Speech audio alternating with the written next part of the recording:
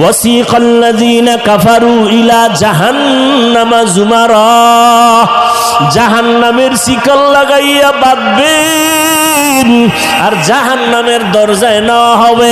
জাহান্নামের দারওয়ান ফেরেশতারা বলবে, আলাম ইয়াতিকুম রাসূলুম মিনকুম ইয়াতলুনা আলাইকুম আয়াত, তোমাদের সামনে কি কোনো ওলি আবদাল কোনো রসুল যায় নাই কোরআনের আয়াত পড়ে বয়ান করে নাই? কলু বালা, বলবে হ্যাঁ। মানো নাই কেন? বলে ওয়ালাকিন হাক্কাত কালিমাতুল আযাবি আলাল কাফিরিন। কি হবে আফসোস করে, আসলে আমার মাওলার ওয়াদাই তো সত্য। আজকে কুফরি করার কারণে, আল্লাহর হুকুম অমান্য করার কারণে আযাবে গ্রেফতার হয়ে গেল।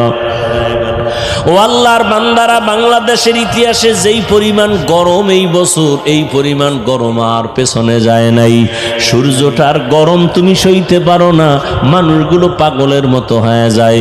এই যে কয়েকদিন আগে বন্যা গেল, বিদ্যুতের লাইন বিচ্ছিন্ন হয়ে গেল, কত মানুষ বাড়ি ছাইরা যেখানে বিদ্যুৎ ছিল সেখানে গিয়ে একটু সময় কাটাইছে আত্মীয় স্বজনের কাছে।